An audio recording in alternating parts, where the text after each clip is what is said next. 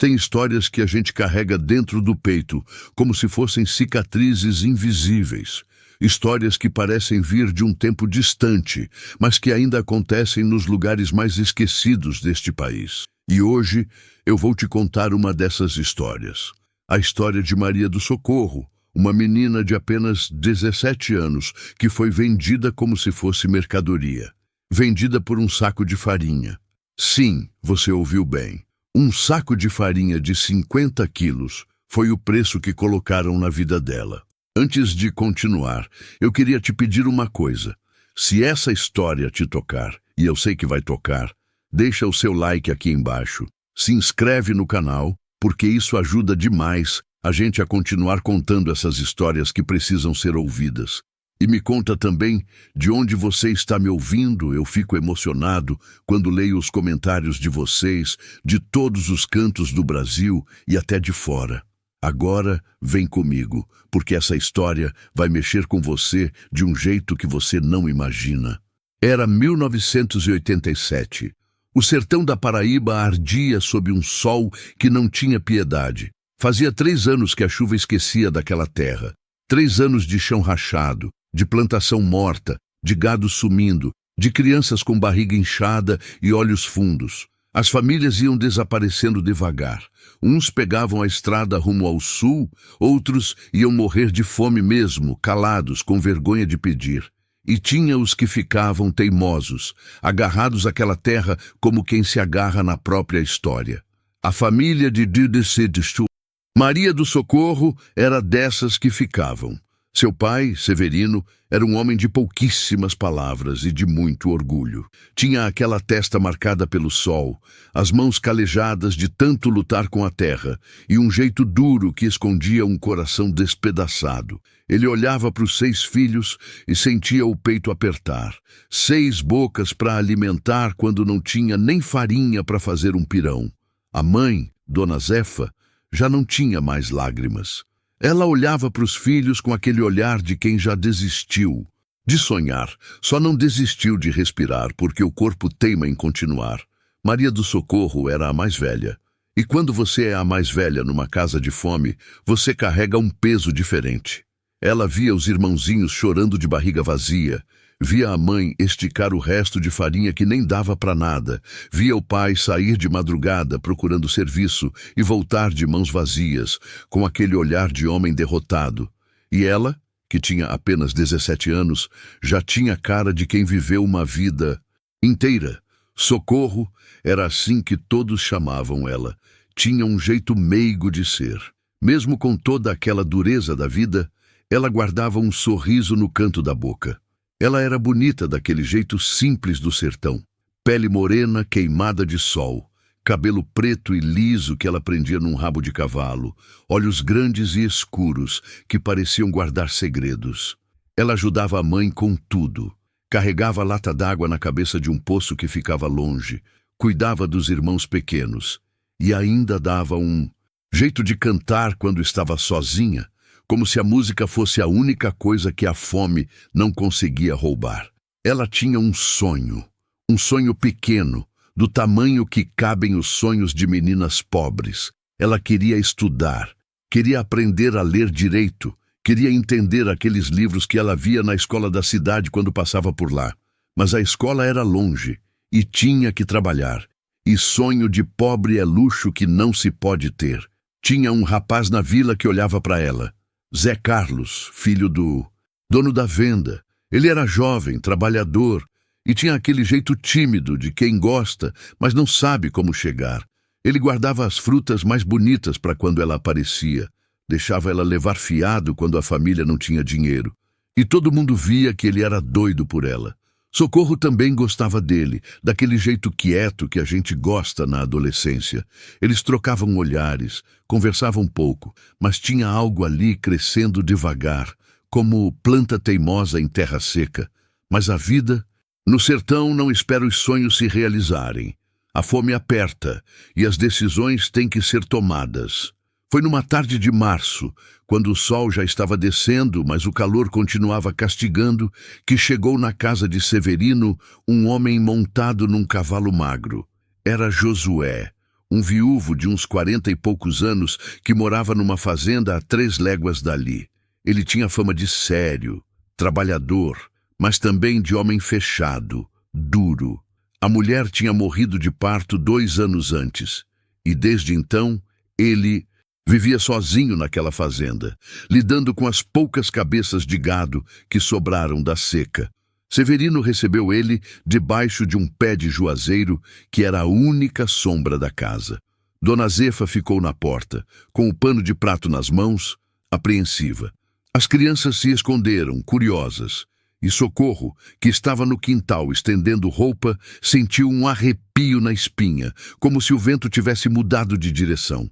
Os 2 homens conversaram baixo. Severino olhava para o chão, a mandíbula travada. Josué falava com voz firme, segura. De vez em quando, Severino balançava a cabeça, como quem não quer aceitar, mas já sabe que não tem saída. Quando Josué foi embora, meia hora depois, Severino ficou parado debaixo do juazeiro. Ficou ali, parado, olhando para o horizonte como se quisesse encontrar uma resposta no céu vazio. Dona Zefa se aproximou devagar, e quando ela tocou no braço dele, Severino desabou. Não em lágrimas. Homem de sertão não chora, pelo menos não na frente dos outros. Mas desabou por dentro, ela sentiu. Ele quer casar com a Socorro, disse Severino, a voz rouca. Ofereceu um saco de farinha, 2 de feijão e 10 quilos de carne seca. Disse que cuida bem dela, que ela não vai passar fome na fazenda dele. Dona Zefa tampou a boca com a mão. Ela sabia o que aquilo significava. Não era um casamento, era uma venda. Era trocar a filha por comida. E tu disse o quê? Perguntou ela, a voz tremendo. Severino não respondeu de imediato. Ele olhou para casa, onde os filhos pequenos estavam com aquelas barrigas inchadas de verme e fome, com aqueles olhinhos fundos, pedindo o que ele não tinha para dar. Olhou para a esposa, que estava cada dia mais magra, mais acabada, e aí olhou na direção onde Socorro estava, e o coração dele se partiu em 1000 pedaços. Disse que vou pensar, respondeu ele, mas os 2 sabiam que pensar não ia mudar nada. A necessidade já tinha decidido. Naquela noite, depois que as crianças dormiram, Severino e Dona Zefa chamaram Socorro para conversar. Ela sentou na cadeira de palha, o coração disparado, porque ela já tinha visto o homem chegar, já tinha sentido o clima pesado da casa. Minha filha, começou Severino, e a voz dele falhou. Ele pigarreou, tentou de novo. Minha filha, a gente está numa situação muito difícil. Você sabe, né? Seus irmãos estão passando fome, sua mãe está fraca e eu já não sei mais o que fazer. Socorro olhou para o pai, depois para a mãe. O silêncio da noite do sertão entrou pela janela junto com o canto distante de uma coruja. Tem um homem, o Josué, que pediu sua mão, continuou Severino, cada palavra custando um pedaço dele. Ele é trabalhador, tem uma fazenda, tem condições. Ele prometeu que você não vai passar necessidade. Eu não quero casar, pai, disse Socorro, a voz baixinha, mas firme. Eu não conheço esse homem. E eu gosto do Zé Carlos. Eu sei, minha filha, eu sei, disse Dona Zefa, se aproximando e segurando as mãos dela. Mas o Zé Carlos não tem como sustentar você agora. A família dele também está quebrando com a venda. E a gente precisa de ajuda. Socorro entendeu. Naquele momento, naquele silêncio doloroso, ela entendeu tudo. Ela não estava sendo convidada para casar. Ela estava sendo vendida. Vendida como um animal, como um saco de milho, como qualquer mercadoria que se troca quando a necessidade aperta. As lágrimas desceram silenciosas pelo rosto dela. Não era lágrima de desespero, era lágrima de quem aceita um destino que não escolheu. Ela pensou nos irmãozinhos, na mãe doente, no pai quebrado, e então ela fez o que as mulheres do sertão sempre fizeram. Ela se sacrificou. Tá bom, pai, disse ela, a voz quase um sussurro.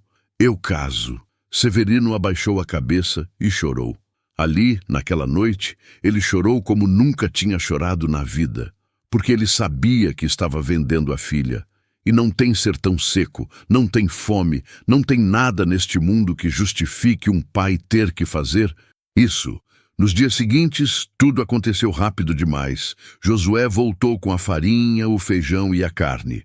A família comeu pela primeira vez em semanas uma refeição completa, mas o gosto de cada garfada era amargo como fel. Socorro olhava para os irmãos comendo e sabia que aquela comida tinha sido comprada com a liberdade dela. Zé Carlos ficou sabendo. Ele apareceu na casa uma noite, desesperado, pedindo para falar com ela.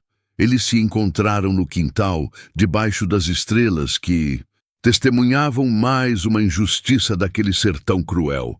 "Foge comigo, Socorro", disse ele segurando as mãos dela. "A gente dá um jeito, a gente trabalha junto, mas não casa com esse homem. Não faz isso."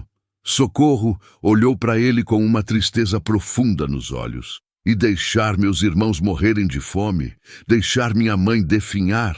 Você sabe que não tem outro jeito, Zé Carlos. Você sabe, mas eu te amo", disse ele, a voz quebrando.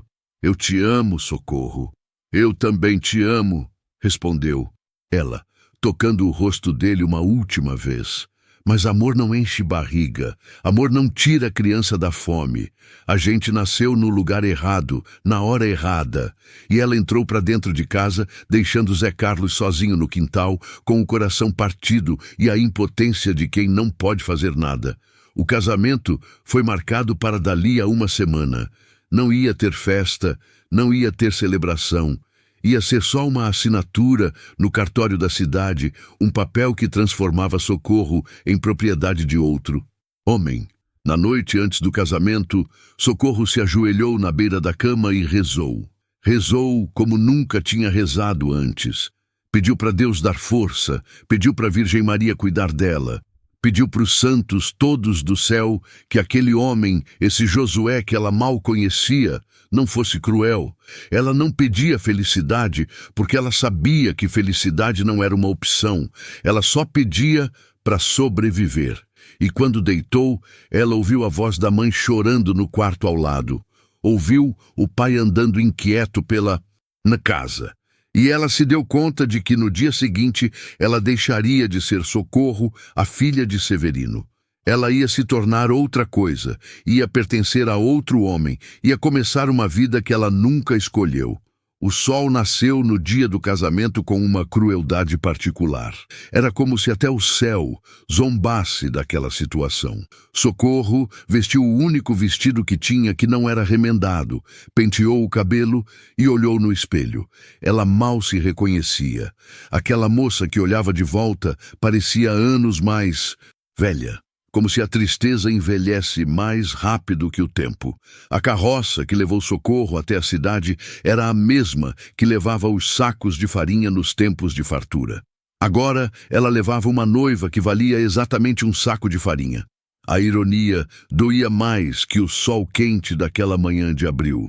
Severino guiava os bois em silêncio. Dona Zefa ia ao lado da filha, segurando sua mão com força, como se aquele aperto pudesse transmitir todo o amor que ela não conseguia colocar em palavras. Os irmãos menores tinham ficado em casa. Eram pequenos demais para entender que estavam perdendo a irmã, talvez para sempre. A estrada de terra vermelha se estendia diante deles como uma linha que separava o passado do futuro. Socorro olhava para trás de vez em quando, vendo sua casa ficar cada vez menor no horizonte.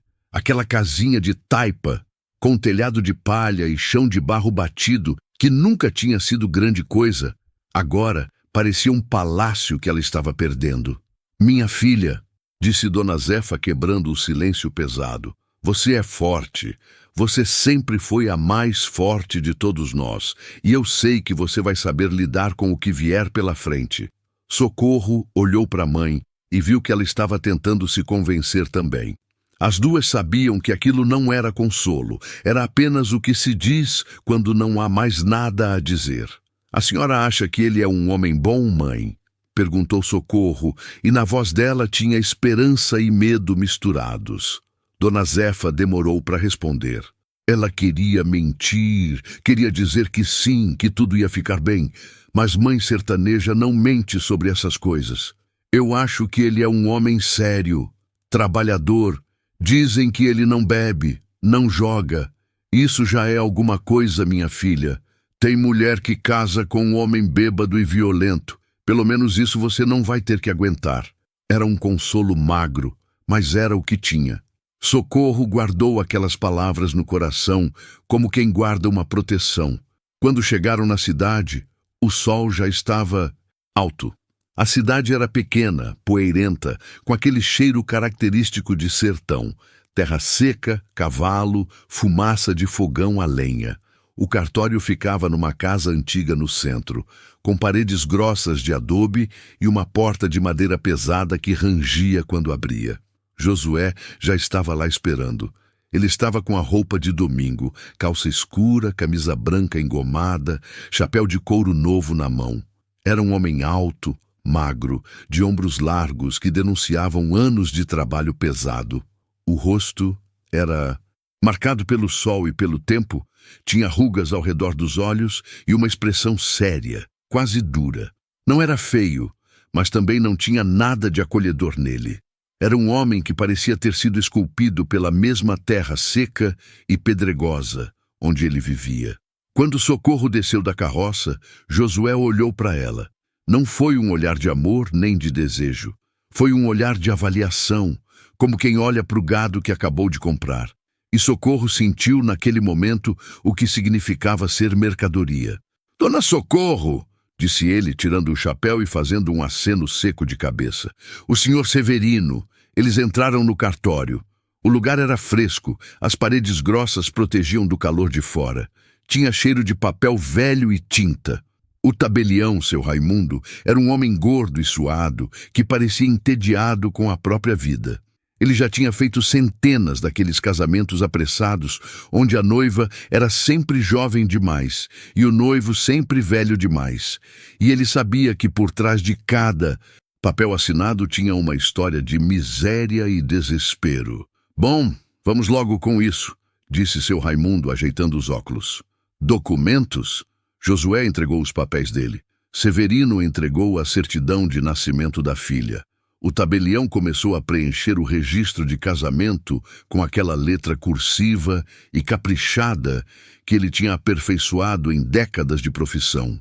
Socorro olhava para a própria mão. Daqui a pouco ela ia assinar aquele papel, e com aquela assinatura ela ia deixar de pertencer a si mesma, ia se tornar esposa, propriedade. Seu destino ia ser selado com tinta azul num papel amarelado. "Dona Maria do Socorro", chamou o tabelião, "a senhora aceita se casar com o senhor Josué Ferreira da Silva, aqui presente?" Houve um silêncio que durou apenas segundos, mas que pareceu uma eternidade. Naquele silêncio, Socorro pensou em tudo. Pensou na infância brincando no quintal, pensou nos sonhos que nunca ia realizar, pensou no Zé Carlos e no amor que ela tinha que enterrar vivo dentro do peito. Pensou nos irmãos pequenos, na barriga inchada deles, no olhar sofrido da mãe. E então ela respondeu: "Aceito." Sua voz saiu firme, mas por dentro ela estava despedaçando. Josué também aceitou, com aquela voz grave e monocórdia de quem está fechando um negócio. Assinaram o papel. O tabelião carimbou. Pronto. Agora ela era esposa. Severino pagou a taxa do cartório com moedas que tinha guardado com sacrifício. Eles saíram de lá como uma família que acabou de enterrar alguém, porque de certa forma era isso mesmo. A Socorro que tinha entrado naquele cartório tinha morrido. Quem saiu de lá era outra pessoa. Na porta, Dona Zefa abraçou a filha com desespero. Abraçou como quem se agarra na última tábua do naufrágio. Socorro sentiu o corpo magro da mãe tremendo, sentiu as lágrimas molhando seu ombro. "Me perdoa, minha filha", sussurrou Dona Zefa no ouvido dela. "Me perdoa. Se eu pudesse mudar isso..." "Eu sei, mãe. Eu sei", disse Socorro, apertando ela mais forte. "A senhora não tem culpa, ninguém tem culpa. É a vida que é assim." Severino se aproximou. Ele não era homem de abraço, mas naquele dia ele abriu os braços e envolveu a filha. E ali, Na porta daquele cartório, no meio daquela rua empoeirada, um pai chorou pela filha que estava entregando. "Você é o meu orgulho, viu?" disse ele, a voz engasgada. "A mais corajosa de todos nós. Nunca esquece isso." Socorro não conseguia falar. Se ela abrisse a boca, ia desabar. Então ela só acenou com a cabeça, segurando as lágrimas com toda a força que tinha. Josué estava parado um pouco afastado, esperando. Quando Severino e Dona Zefa soltaram a filha, ele disse: "É hora de ir." Não teve despedida prolongada. Não teve promessa de visita, porque os dois sabiam que visita era luxo que pobre não pode ter. A fazenda de Josué ficava longe, e uma vez que Socorro entrasse lá, dificilmente ia sair. Socorro subiu na carroça dele, uma carroça melhor que a do pai, com uma lona para proteger do sol. Ela olhou para trás uma última vez. Viu o pai e a mãe parados na porta do cartório, duas figuras pequenas e quebradas. Acenou. Eles acenaram de volta. E então a carroça começou a andar, levando ela para uma vida que ela não escolheu. A viagem até a fazenda demorou quase 3 horas. Josué não era homem de conversa. Ele guiava os bois em silêncio, olhando para frente, como se ela não estivesse ali. De vez em quando, ele dava uma espiada de canto de olho, mas não dizia nada. E Socorro também não falava. O que ela ia dizer? Que estava com medo? Que queria voltar? Que aquilo tudo era um pesadelo? Então ela ficou quieta, olhando a paisagem seca passar. A fazenda de Josué era maior do que ela imaginava. Tinha uma casa de alvenaria, não era taipa como a dela. Tinha cerca de arame, um curral com algumas vacas, um galinheiro, até um açude pequeno que ainda tinha um pouco d'água. Para padrões de sertão em seca, aquilo era quase riqueza. "É aqui", disse Josué, descendo da carroça. Ele pegou a trouxa pequena com as roupas dela e caminhou em direção à casa. Socorro desceu devagar, as pernas bambas. Ela olhou ao redor. Não tinha vizinho próximo. Não tinha ninguém. Era só ela, Josué, e aquele silêncio imenso do sertão. A casa por dentro era simples, mas limpa. Tinha uma sala com uma mesa de madeira e algumas cadeiras, uma cozinha com fogão a lenha, 2 quartos. Nas paredes, imagens de santos, empoeiradas. Tudo ali tinha o cheiro de abandono, de casa que ficou muito tempo sem presença feminina. "Seu quarto é aquele", disse Josué, apontando para o quarto menor. "O meu é esse. Você vai cuidar da casa, fazer a comida, lavar a roupa. Eu acordo cedo. Gosto do café pronto quando o sol nasce. Não gosto de barulho de tarde. É hora que eu descanso. E não gosto de mulher metida a saber das coisas. Aqui quem manda sou eu." Ele falou tudo aquilo sem olhar para ela, como quem dá instrução para um empregado novo. Socorro sentiu um frio na barriga. Ela tinha esperança, esperança tola. Ela sabia de que talvez ele fosse gentil, que talvez com o tempo viesse algum carinho.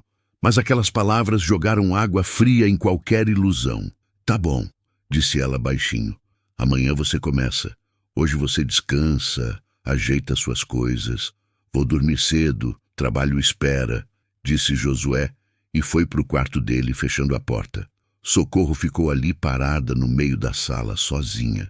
Ela olhou ao redor daquela casa estranha que agora era sua casa. Sentiu o peso daquele silêncio. Não tinha mais o barulho dos irmãos, não tinha mais a voz da mãe, não tinha mais nada que fosse familiar.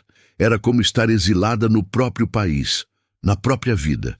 Ela foi para o quarto que Josué tinha indicado. Era um quarto pequeno, com uma cama de solteiro, um caixote que servia de mesinha, uma janela pequena que dava para o quintal. Ela colocou sua trouxa no chão e se sentou na cama. A cama era dura, o colchão fino, mas não era isso que doía.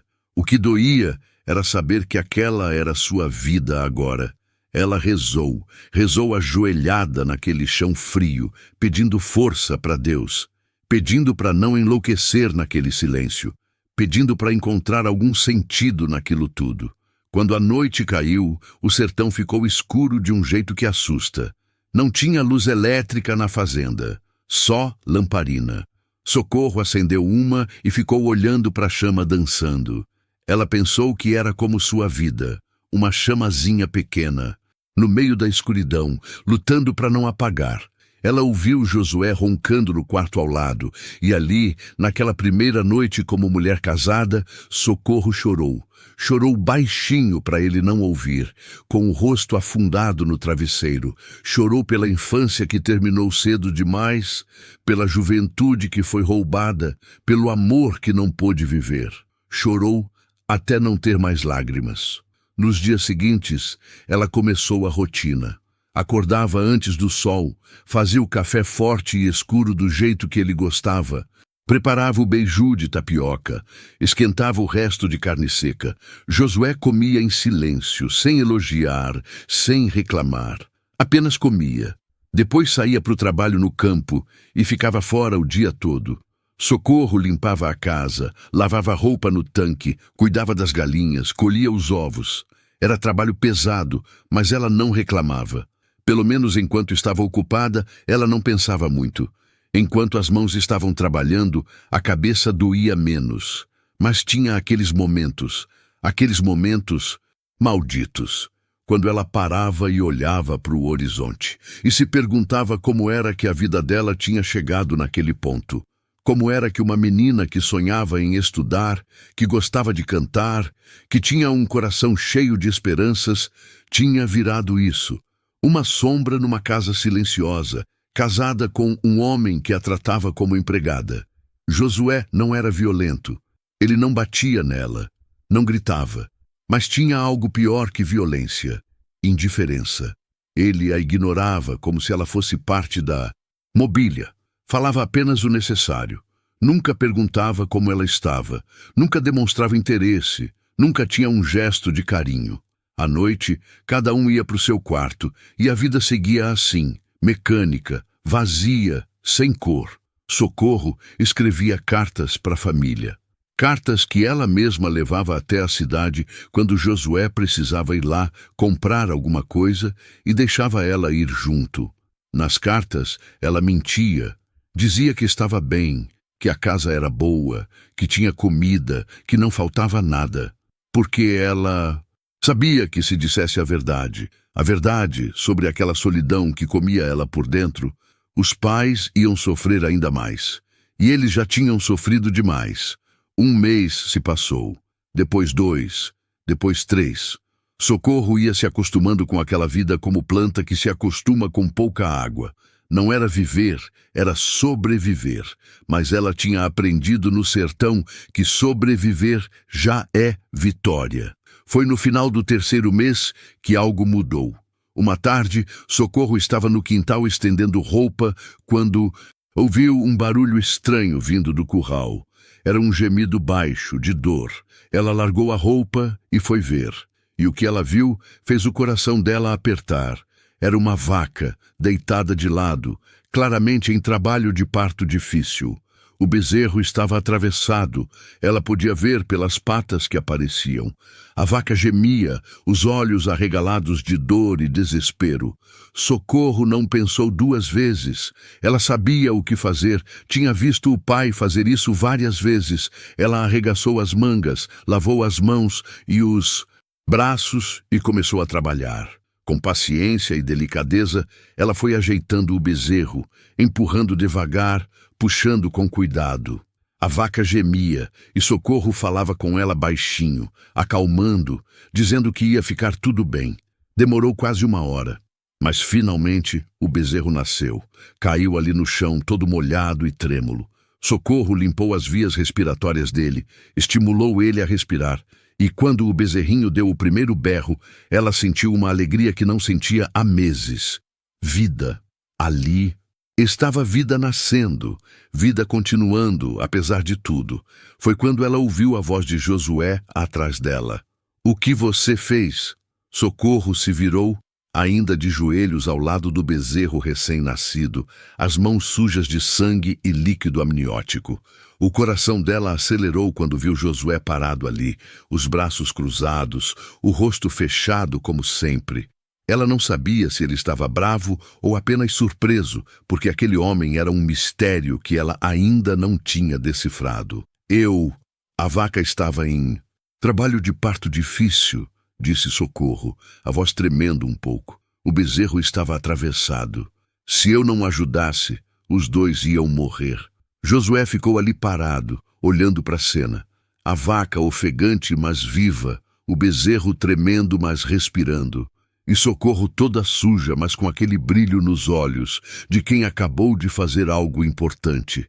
Ele não disse nada por um longo momento, apenas observava. E então, pela primeira vez desde que tinham se casado, ele falou algo que não era uma ordem. Você sabe fazer isso? Meu pai criava gado, respondeu ela se levantando devagar. Ele me ensinou. Disse que no sertão a gente tem que saber de tudo um pouco, porque às vezes não dá tempo de chamar ninguém. Josué continuou olhando para ela, e Socorro jurava que tinha visto algo diferente naqueles olhos.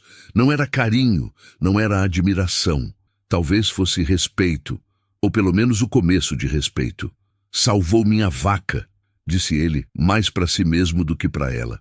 E o bezerro, essa vaca vale muito para mim, era da minha mãe.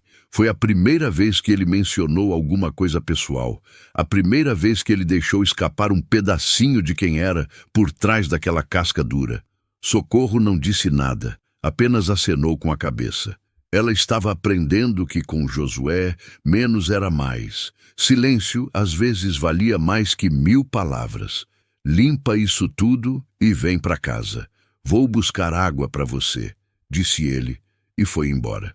Naquela noite, quando Socorro entrou na cozinha depois de se lavar no tanque, ela encontrou uma surpresa. Josué tinha preparado o jantar. Não era nada elaborado, apenas arroz com ovo e farinha, mas era a primeira vez que ele fazia alguma coisa por ela. A primeira vez que demonstrava que ela existia, além de ser alguém que cuidava da casa. Eles comeram em silêncio como sempre, mas era um silêncio diferente, menos pesado. Como se alguma coisa tivesse mudado naquele quintal, junto com o nascimento do bezerro. Nos dias seguintes, Josué começou a falar um pouco mais. Não eram conversas longas, mas eram conversas. Ele perguntava a opinião dela sobre as vacas, sobre a plantação, sobre coisas da fazenda. E Socorro percebia que ele estava testando ela, vendo se ela realmente entendia do que falava ou se tinha sido sorte daquela vez com o bezerro. Mas Socorro conhecia sim. Conhecia de terra, de bicho, de planta. Tinha aprendido com o pai. Tinha vivido a vida toda no sertão. E cada vez que ela dava uma opinião que fazia sentido, ela via Josué acenar com a cabeça, aquele jeito seco dele de concordar. Um dia, ele chegou perto dela quando ela estava alimentando as galinhas e disse: "Vou na cidade amanhã. Se você quiser ir junto, pode ir." Era um convite. Pequeno, simples, mas era um convite. Socorro sentiu o coração dar um pulo. Não era só a chance de sair daquela fazenda. Era sinal de que ele estava começando a confiar nela, a vê-la como mais que uma sombra na casa dele. "Eu quero sim", disse ela, tentando não demonstrar muita animação. "Então se arrume. A gente sai de madrugada para pegar a feira", disse ele, e foi cuidar das cercas. Naquela noite, Socorro mal conseguiu dormir. Ela ia para a cidade, ia ver gente, ia ouvir vozes, ia sair daquele silêncio que às vezes parecia engolir ela. E quem sabe ela conseguisse mandar notícia para a família, quem sabe até visse alguém conhecido. Saíram antes do sol nascer. O céu ainda estava roxo quando a carroça começou a se mover pela estrada de terra. Fazia frio, aquele frio seco de sertão que corta a pele. Socorro tinha levado um chale e foi se enrolando nele conforme iam andando. Josué guiava os bois com aquela segurança de quem conhecia cada curva daquela estrada. "Sua família deve estar com saudade", disse ele de repente, quebrando o silêncio da manhã. Socorro olhou para ele, surpresa. Era a primeira vez que ele tocava nesse assunto. Devem estar sim, respondeu ela, a voz baixinha. Mas eu escrevo cartas. Conto como... As coisas estão. E o que você conta? A pergunta pegou ela desprevenida. O que ela contava mesmo? As mentiras que ela escrevia para não preocupar os pais? A versão editada da vida dela, onde tudo estava bem? Conto que a casa é boa, que tem comida, que não falta nada, disse ela, porque era a verdade, mesmo que não fosse toda a verdade. Josué ficou quieto por um tempo. E então ele disse algo que ela não esperava. E você conta que é infeliz? Socorro sentiu as lágrimas queimarem nos olhos. Ela não esperava aquela pergunta. Não esperava que ele soubesse, que ele percebesse, porque se ele percebia, isso significava que ele não era tão cego quanto ela pensava. Não, respondeu ela, a voz fraquejando. Isso eu não conto. Por quê? Porque eles já sofrem demais. E porque não ia mudar nada, disse ela, limpando uma lágrima que escapou. A vida é o que é. A gente só tem que aprender a viver com ela. Josué não respondeu, mas ela sentiu que alguma coisa tinha se movido dentro dele. Alguma coisa pequena, como uma pedra que se solta de uma montanha e começa a rolar devagar, ainda sem fazer barulho, mas já em movimento. Quando chegaram na cidade, o sol já estava alto. A feira estava acontecendo na praça principal, com barraquinhas de tudo quanto é tipo frutas, verduras, peixe seco, artesanato, tecido. Tinha gente para todo lado. Aquela movimentação gostosa de feira de interior, com gente conversando alto, rindo, pechinchando. Socorro desceu da carroça e sentiu como se estivesse voltando à vida. Tinha semanas que ela não via tanta gente junta. Tinha semanas que ela não ouvia tanto barulho, tanta vida acontecendo. Ela respirou fundo, sentindo aquele cheiro de feira. Pó misturado com manga madura, peixe seco, rapadura, suor de gente trabalhando. Vou ali resolver umas coisas, disse Josué. Te encontro aqui daqui a 2 horas. Não se perca. E ele foi embora, deixando ela sozinha. Sozinha no meio da multidão, mas de um jeito bom dessa vez. Socorro começou a caminhar pela feira, olhando tudo, sentindo como se estivesse bebendo cada detalhe. Parou numa barraca de tecidos, passou a mão nos panos coloridos, parou em outra de bijuterias, olhou os brincos e colares baratos, mas bonitos. Não tinha dinheiro para comprar nada, mas só de olhar já era bom. Foi quando ela ouviu uma voz que fez o coração dela parar. Socorro! Ela se virou devagar, quase com medo de estar imaginando coisas. E lá estava ele, Zé Carlos, de pé ali no meio da feira, com aquela cara de quem viu um fantasma. Ele estava mais magro, mais acabado. A seca tinha marcado ele também. Zé Carlos, disse ela, a voz saindo num sussurro. Eles ficaram ali parados, se olhando com toda aquela história não vivida entre eles. Todo aquele amor que tinha ficado para trás, enterrado, mas não morto. Os olhos dele estavam cheios de coisas que ele não podia dizer. Os dela também. Como você está? Perguntou ele, se aproximando. Estou vivendo, respondeu ela, porque não sabia que outra coisa dizer. Seu marido, ele trata você bem? A pergunta doeu. Doeu porque ela queria poder dizer que sim, que era feliz, que tinha feito a escolha certa. Mas ela não conseguia mentir para ele. Nunca conseguiu. Ele não me bate, não me maltrata. É só que não tem amor, sabe? É como viver numa casa vazia, disse ela baixinho, olhando ao redor para ter certeza que ninguém estava ouvindo. Zé Carlos fechou os olhos, como se tivesse levado um soco. Quando abriu de novo, eles estavam molhados. Eu devia ter feito alguma coisa, devia ter arrumado um jeito, mas eu não tinha nada, Socorro. Não tinha como sustentar você, não tinha como... Eu sei, interrompeu ela, tocando o braço dele rapidinho antes de alguém ver e achar estranho. Eu sempre soube. Você não tem culpa, ninguém tem culpa. Foi só o destino, sabe? Destino cruel, disse ele, a voz amarga. É o único que a gente tem. respondeu ela, tentando sorrir, mas não conseguindo muito. Eles conversaram mais um pouco. Ele contou que a família dele tinha conseguido se segurar, que o pai tinha arrumado um emprego como vaqueiro numa fazenda grande. Ele estava ajudando na venda, tentando manter as coisas funcionando. Não tinha casado, não tinha namorada, e quando ele disse isso, os dois sabiam por quê. Eu preciso ir, disse Socorro quando viu que o tempo estava passando. Ele vai me procurar. Posso te ver de novo? Perguntou Zé Carlos, desesperado. Não, respondeu ela firme. Não pode, não seria certo. Eu sou casada agora. Pode não ser o casamento que eu queria, mas é o que eu tenho. E eu não vou desonrar minha família fazendo coisa errada. Socorro! Adeus, Zé Carlos, disse ela, e se virou para ir embora antes que as lágrimas caíssem. Ela caminhou rápido pela feira, limpando os olhos, tentando se recompor. Aquele encontro tinha aberto feridas que ela achava que estavam cicatrizadas. Tinha mostrado que amor não morre só porque a gente casa com outra pessoa. Ele fica ali, escondido no peito, doendo baixinho, lembrando a gente do que poderia ter sido. Quando ela encontrou Josué no lugar combinado, ele olhou para a cara dela e franziu a testa. Aconteceu alguma coisa? Não, mentiu ela. É só o sol. Está muito quente. Ele não pareceu acreditar, mas não insistiu. Eles voltaram para a fazenda em silêncio.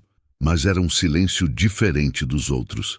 Era um silêncio onde os dois estavam guardando segredos, cada um no seu canto. Nas semanas seguintes, algo começou a mudar de verdade.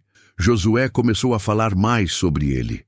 Contou que a esposa dele tinha morrido no parto, que ele tinha ficado tão arrasado que quase tinha vendido a fazenda e ido embora. Contou que não tinha querido casar de novo, mas a solidão pesava, e um homem sozinho numa fazenda não dá conta de tudo.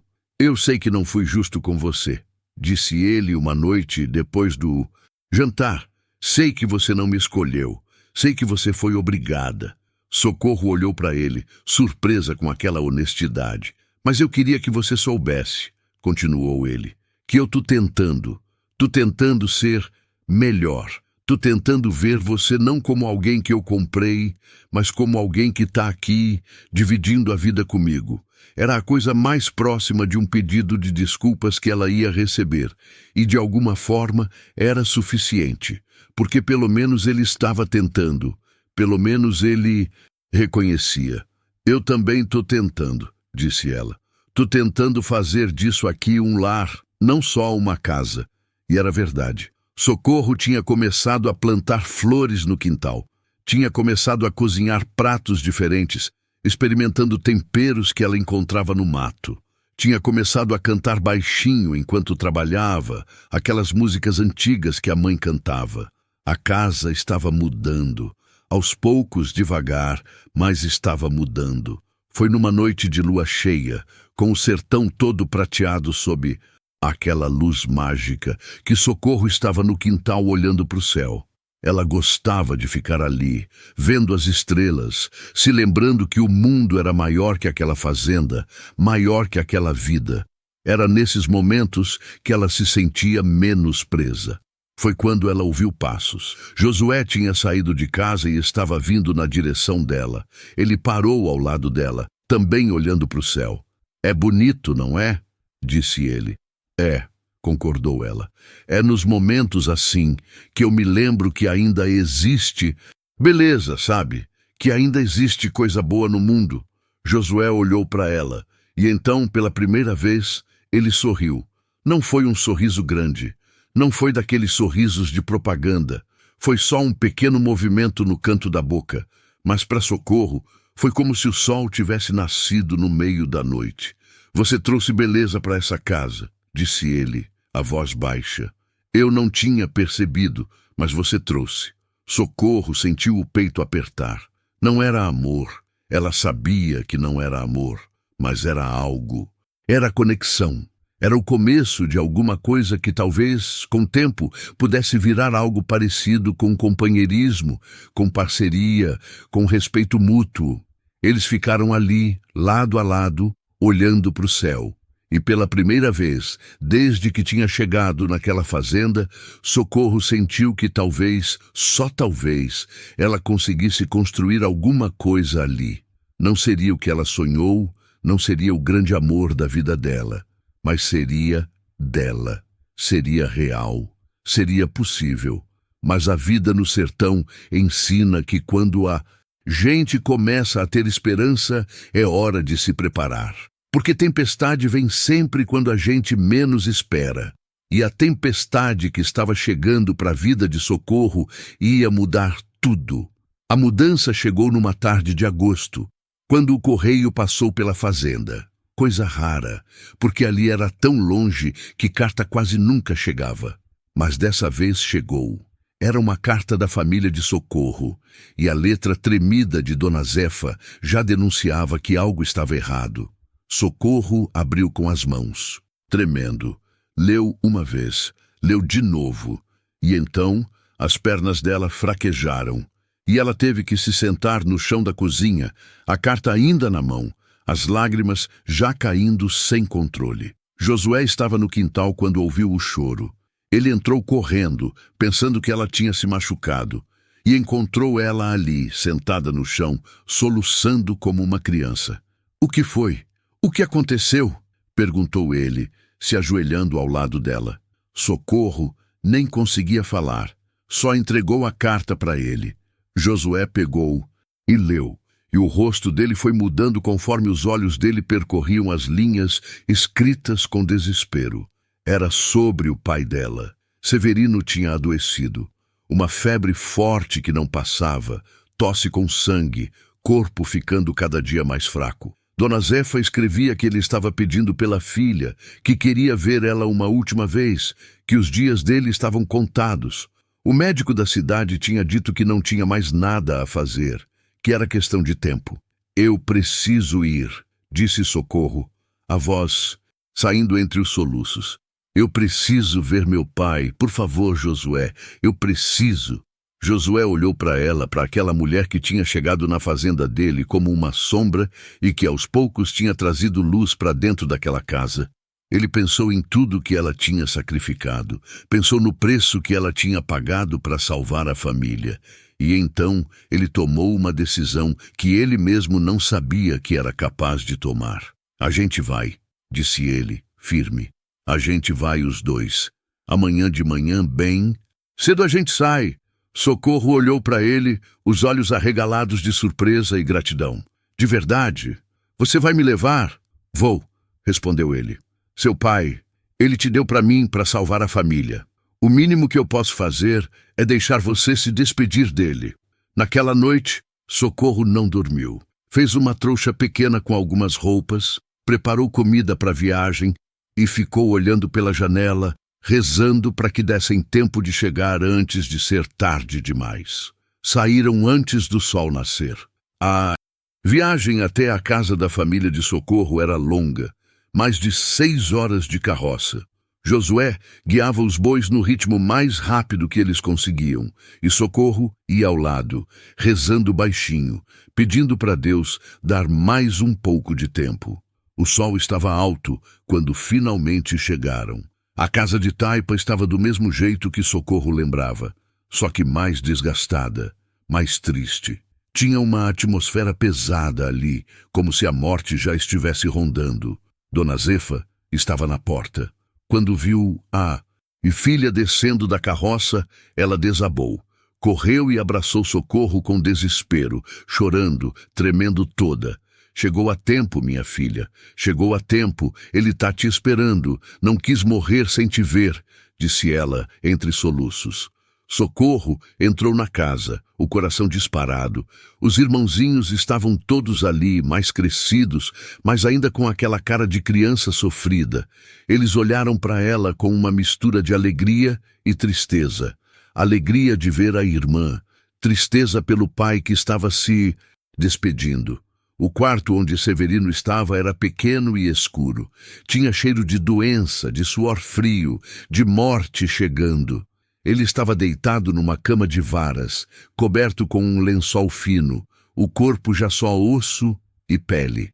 Quando ouviu os passos, ele abriu os olhos. Aqueles olhos que um dia foram fortes e agora estavam apagados, distantes. Pai, disse Socorro, se aproximando e se ajoelhando ao lado da cama. Ela pegou a mão dele, aquela mão calejada que tinha trabalhado tanto, que tinha lutado tanto. Pai, eu tô aqui. Minha filha, sussurrou Severino, a voz fraca. Minha menina corajosa, você veio? Vim, pai. Eu vim, disse ela chorando. Eu vim dizer que eu não tenho raiva, que eu entendo, que o senhor fez o que tinha que fazer. Severino fechou os olhos e 2 lágrimas escorreram pelo rosto dele. Eu vendi você, minha filha. Vendi minha própria filha como se fosse gado. Como é que um pai faz uma coisa dessas? Disse ele, a voz quebrando. O senhor me salvou, corrigiu Socorro, apertando a mão dele. Salvou meus irmãos, salvou a mãe. O senhor fez o que um pai tem que fazer. Protegeu a família. E eu encontrei um jeito de viver. Encontrei um jeito de ser feliz, do meu jeito. Seu marido, ele trata você bem? Perguntou Severino, abrindo os olhos de novo. Socorro pensou em Josué. Pensou em tudo que tinha acontecido nesses meses. Pensou nas noites de solidão, mas também pensou nas pequenas mudanças, nos pequenos gestos de bondade, no sorriso tímido sob a luz da lua. Ele trata assim, pai. Ele não é ruim e a gente está construindo alguma coisa juntos.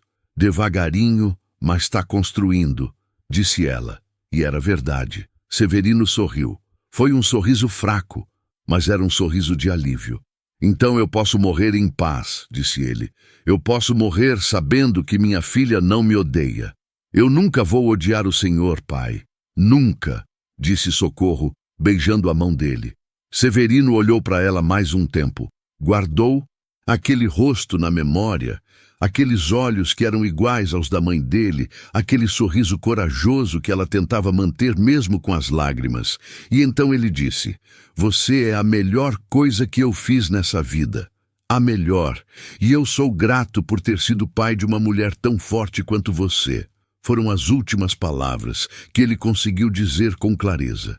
Depois disso, ele foi sumindo devagar, entrando e saindo da consciência. Socorro ficou ao lado dele o tempo todo, segurando a mão dele, cantando baixinho as músicas que ele gostava, lembrando as histórias da infância.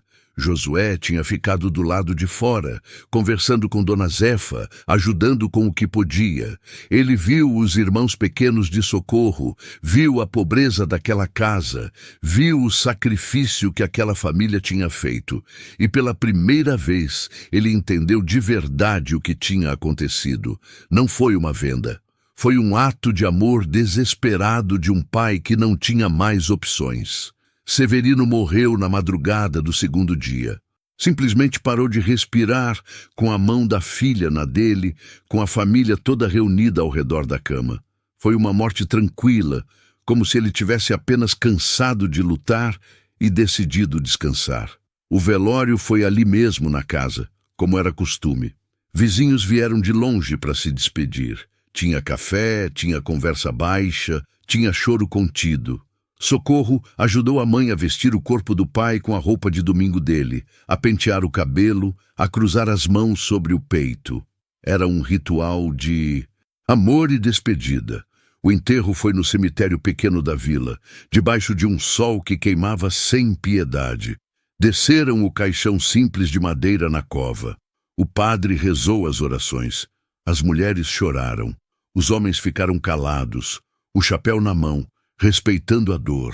Quando jogaram a primeira pá de terra sobre o caixão, Socorro sentiu como se estivesse enterrando um pedaço dela também.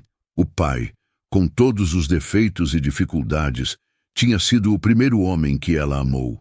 Tinha sido quem ensinou ela a ser forte, a não desistir, a continuar mesmo quando tudo parece perdido. Depois do enterro, de volta à casa, Dona Zefa chamou Socorro para conversar em particular. Elas se sentaram debaixo do mesmo pé de juazeiro onde Josué tinha feito a proposta de casamento meses atrás. Minha filha, eu preciso te contar uma coisa, disse Dona Zefa, a voz cansada. Uma coisa que seu pai me fez jurar que eu ia te contar quando ele morresse. Socorro olhou para a mãe, curiosa e preocupada. O Josué, quando ele veio pedir sua mão, ele não ofereceu só um saco de farinha, 2 de feijão e carne, começou Dona Zefa. Ele ofereceu muito mais. Ofereceu pagar o tratamento médico do seu pai, ofereceu mandar comida todo mês para cá, ofereceu ajudar a gente enquanto a seca durasse. Socorro arregalou os olhos. Como assim? Seu pai não aceitou, continuou Dona Zefa. Disse que se aceitasse, você ia ficar devendo para sempre, ia se sentir escrava, não esposa. Então, eles fizeram um acordo. Josué ia levar você, ia tratar você com dignidade, e se você não fosse feliz, se ele não cumprisse a palavra dele de cuidar bem de você, seu pai ia buscar você de volta. Foi isso que eles combinaram. Socorro não conseguia acreditar. Tudo aquilo que ela pensava que sabia sobre o próprio casamento estava mudando. E tem mais, disse Dona Zefa, tirando um papel dobrado do bolso do vestido. Seu pai escreveu isso antes de morrer. É para você. Socorro pegou o papel com as mãos tremendo. Abriu devagar. Era uma carta curta, escrita com aquela letra tremida de quem já não tem forças. Minha filha querida, se você está lendo isso, é porque eu já parti. E eu preciso que você saiba a verdade. Eu escolhi o Josué, não só porque ele tinha condições, eu escolhi ele porque eu vi nos olhos dele algo que me deu paz. Ele tinha perdido a esposa, você sabe, e quando ele falou de você, teve um brilho diferente nos olhos dele. Não era ganância, era esperança, esperança de recomeçar, de ter alguém do lado, de construir alguma coisa. Eu sei que você foi obrigada. Eu sei que isso vai doer em você até o fim da vida. Mas eu rezei, minha filha. Rezei para que com o tempo vocês encontrassem um jeito de ser felizes juntos. Não estou pedindo que você ame ele. Só estou pedindo que você dê uma chance para a vida, uma chance para a felicidade. Você merece. Te amo mais que tudo nesse mundo. Seu pai que nunca deixou de se orgulhar de você, Severino. Socorro chorou. Chorou todas as lágrimas que ainda restavam. Chorou pelo pai que morreu, pelo amor que foi sacrificado, pela vida que foi mudada. Mas também chorou de alívio, porque ela descobriu que não tinha sido simplesmente vendida. Tinha sido entregue com cuidado, com esperança, com amor. Josué se aproximou devagar, vendo ela chorando debaixo da árvore. Ele ficou ali parado, não sabendo o que fazer, como ajudar, e então Socorro olhou para ele, com aqueles olhos vermelhos de tanto chorar, e disse: Obrigada. Obrigada por ter me trazido aqui. Obrigada por ter deixado eu me despedir do meu pai. Obrigada por estar tentando ser um bom marido. Josué se sentou ao lado dela, e pela primeira vez desde que se conheceram, ele pegou a mão dela. Não foi um gesto romântico. Foi um gesto de solidariedade, de companheirismo, de alguém que entende a dor do outro. Eu também perdi meu pai quando era jovem, disse ele baixinho. Eu sei como dói saber que a gente nunca mais vai ouvir a voz dele, nunca mais vai poder pedir conselho, nunca mais vai poder fazer ele se orgulhar da gente. Mas a gente continua, né? Disse Socorro. A gente continua porque é o que eles queriam. Que a gente vivesse. É, concordou Josué. A gente continua. Eles ficaram ali, sentados de mãos dadas, 2 estranhos que tinham sido forçados a se unirem e que agora, no meio da dor e da perda, estavam começando a descobrir que talvez pudessem ser mais que estranhos. Talvez pudessem ser parceiros, talvez pudessem ser amigos e, quem sabe, com tempo e paciência, pudessem ser até mais que isso. Quando voltaram para a fazenda 3 dias depois, algo tinha mudado entre eles. Josué começou a conversar mais, a contar histórias da vida dele, a perguntar sobre os sonhos dela. Socorro começou a se sentir menos sozinha, menos presa. A casa começou a parecer menos uma prisão e mais um lar.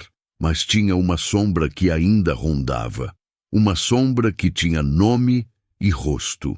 Zé Carlos, porque o coração de Socorro, por mais que tentasse, ainda guardava um pedaço dele. E isso ia criar uma tempestade que ninguém estava esperando. 3 meses se passaram desde a morte de Severino. A vida na fazenda tinha encontrado um ritmo, uma rotina que não era felicidade, mas também não era mais sofrimento. Era aquele meio termo que a maioria das pessoas vive. Dias que se repetem, trabalho que não acaba, e de vez em quando um momento de alegria pequena que faz valer a pena. Socorro tinha começado a plantar uma horta no quintal. Tomate, alface, coentro, pimentão. Via aquelas plantinhas crescendo e sentia que estava criando vida, que estava fazendo diferença. Josué tinha reparado e, sem ela pedir, tinha feito uma cerca ao redor para proteger das galinhas. Eram gestos pequenos, assim que iam costurando alguma coisa entre eles. Mas tinha noites que Socorro acordava no meio da madrugada e ficava olhando para o teto, pensando em Zé Carlos, pensando no que poderia ter sido, pensando no amor que ela tinha deixado para trás. E era uma dor que não passava, uma ferida que não cicatrizava completamente. Porque, primeiro, amor é assim. Mesmo quando a gente tenta enterrar, ele insiste em ressuscitar nos momentos de silêncio. Foi numa dessas idas à cidade, 4 meses depois do enterro do pai, que tudo mudou de vez. Socorro tinha ido sozinha dessa vez. Josué tinha confiado nela, dado dinheiro para ela comprar umas coisas que precisavam. Era sinal de respeito, de confiança. Ela tinha ficado feliz com isso. Estava voltando da feira com a bolsa cheia de compras, quando esbarrou em alguém. Literalmente esbarrou. E quando olhou para cima, era ele, Zé Carlos, de novo, como se o destino tivesse resolvido testar ela mais uma vez. "Socorro!", disse ele, segurando ela pelo braço para ela não cair. "Desculpa, eu não vi você." "Tudo bem", disse ela, se afastando rápido, como se o toque dele queimasse. "Eu preciso ir." "Espera", pediu ele. "Por favor, só 1 minuto." Ela olhou ao redor. A rua estava cheia de gente. Ninguém ia achar estranho eles conversando ali, no meio do movimento. Então ela parou, mesmo sabendo que era perigoso, que estava brincando com fogo. "Eu não consigo te esquecer", disse Zé Carlos, a voz baixa, mas urgente. "Eu tentei, juro que tentei, mas toda noite eu deito e penso em você. Penso que você devia estar comigo, não com ele." "Zé Carlos, para", pediu Socorro, sentindo o coração disparar. "Isso não leva a nada. Eu sou casada, a gente não pode..." "Foge comigo", interrompeu ele desesperado. "Eu arrumei um jeito. Meu tio tem uma fazenda no Ceará. Ele disse que me dá trabalho lá. A gente pode recomeçar. Longe daqui. Ninguém precisa saber." Socorro sentiu o mundo girar. Aquilo que ela tinha sonhado meses atrás, aquilo que ela tinha chorado na cama tantas noites, estava sendo oferecido agora. A chance de fugir, a chance de viver o amor que ela sempre quis, a chance de ser feliz. Eu não posso", disse ela, a voz tremendo. "Eu fiz um voto, na frente de Deus, e meu pai confiou em Josué para cuidar de mim. Eu não posso desonrar a memória dele." "Seu pai te vendeu?", disse Zé Carlos, a voz saindo mais alta que devia. Ele olhou ao redor, abaixou o tom. "Desculpa, mas é verdade. Ele te vendeu como se você fosse mercadoria. Você não deve nada para ninguém." "Ele não me vendeu", corrigiu Socorro, e enquanto falava, ela percebeu que acreditava nisso. "Ele me entregou, com cuidado, com esperança. E Josué tem sido bom comigo, tem tentado. A gente está construindo alguma coisa." "Você ama ele?", perguntou Zé Carlos direto. A pergunta ficou pendurada no ar. Socorro pensou antes de responder. Pensou nos últimos meses. Pensou nas pequenas mudanças. Pensou em como Josué tinha segurado a mão dela no dia que o pai morreu. Pensou em como ele sorriu quando viu a horta dela crescendo. Pensou em como ele tinha começado a perguntar sobre o dia dela, a se importar com as opiniões dela. "Eu não sei o que é amor", respondeu ela honesta, "mas eu sei o que é respeito, o que é companheirismo, o que é construir alguma coisa junto, tijolinho por tijolinho. E isso a gente tem, e isso a gente está fazendo. E eu? Perguntou Zé Carlos, os olhos brilhando. O que a gente tem? Socorro olhou para ele. Olhou para o menino que ela tinha amado, para o rapaz que representava tudo que ela tinha perdido. E então ela disse a verdade. Eu tenho passado. E passado é bonito para lembrar, mas não dá para viver nele. Eu preciso seguir em frente, Zé Carlos. E você também precisa. Eu não consigo, disse ele, a voz quebrando. Vai conseguir, disse ela, tocando o rosto dele rapidinho, um último gesto de carinho. Vai conhecer alguém, vai se apaixonar de novo, vai construir sua vida. E um dia você vai olhar para trás e vai entender que a gente não foi feito um para o outro. A gente só achou que foi porque era tudo que a gente tinha na época. Socorro! Adeus, Zé Carlos, disse ela, firme dessa vez. De verdade. Adeus. E ela se virou e foi embora. Cada passo doía. Cada passo era uma despedida, mas ela continuou andando. Porque ela tinha aprendido no sertão que continuar andando, mesmo quando dói, é a única forma de sobreviver. O que ela não sabia é que Josué tinha visto tudo. Ele tinha vindo à cidade resolver um negócio de última hora e tinha visto ela conversando com aquele rapaz. Tinha visto a intimidade na conversa, tinha visto o toque no rosto, tinha visto a dor nos olhos dos dois. E o coração dele, aquele coração que ele achava que tinha morrido junto com a primeira esposa, sentiu uma pontada de ciúme e medo. Ele não confrontou ela ali na rua. Esperou até chegarem em casa, esperou até o jantar estar pronto, até os dois estarem sentados à mesa. E então ele perguntou, quem era aquele rapaz? Socorro parou com o garfo no ar.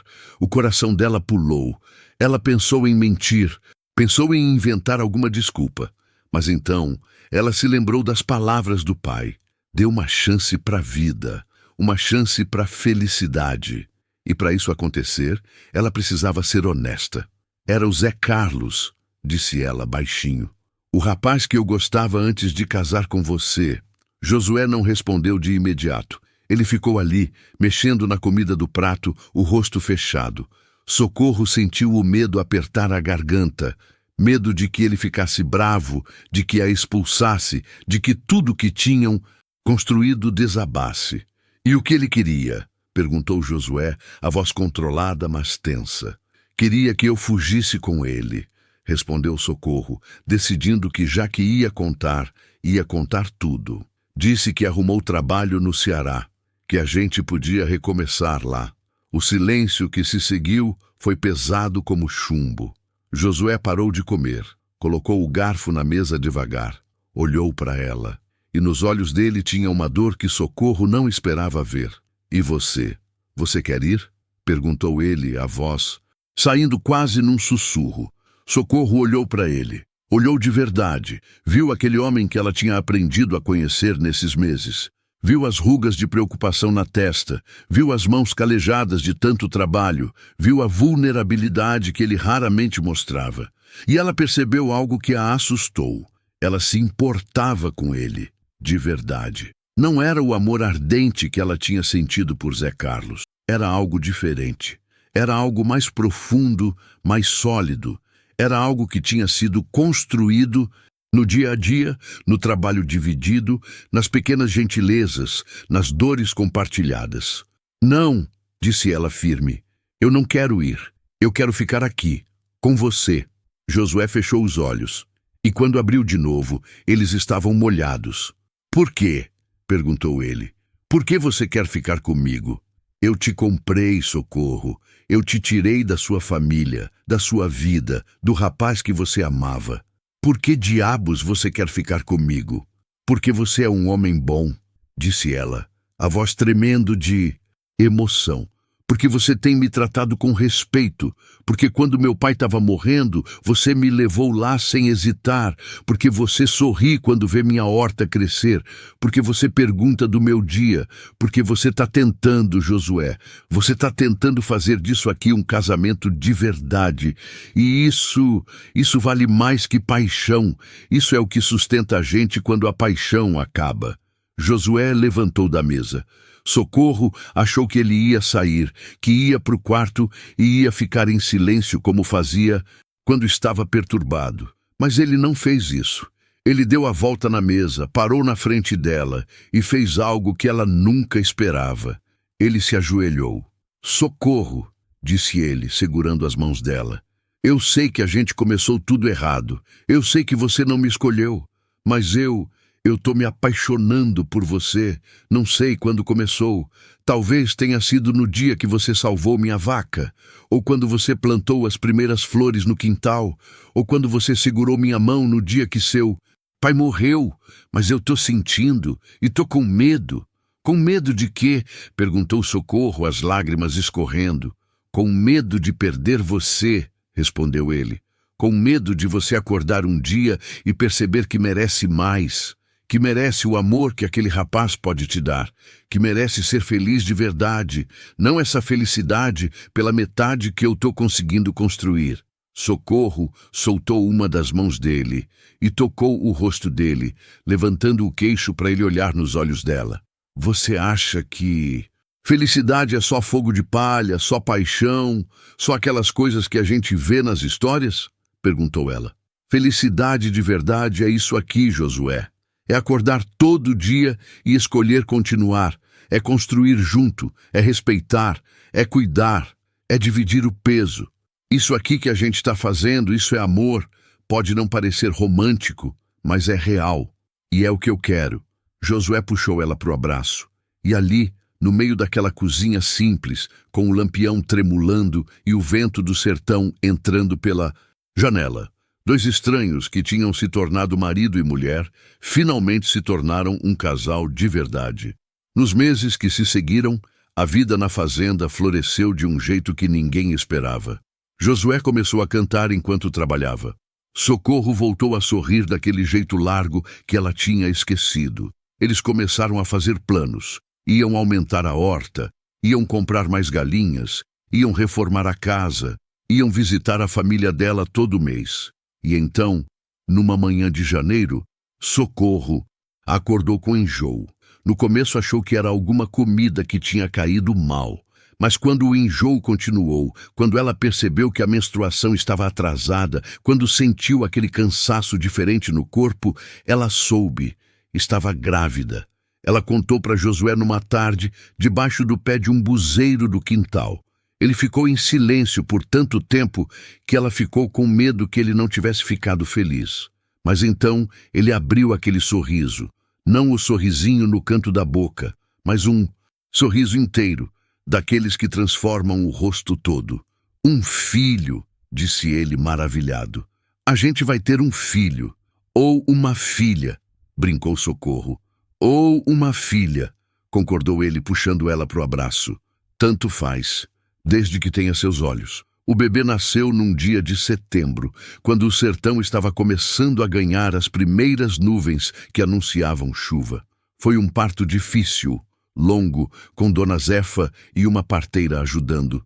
Josué ficou do lado de fora da casa, andando de um lado para o outro, rezando como nunca tinha rezado antes. Quando ouviu o choro do bebê, ele desabou no chão e chorou também. Socorro tinha sobrevivido. O bebê tinha sobrevivido. Eles eram uma família agora. Era uma menina, pequena, rosada, com um tufo de cabelo preto e os olhos da mãe. Socorro segurou ela no colo e sentiu um amor que ela não sabia que era possível sentir.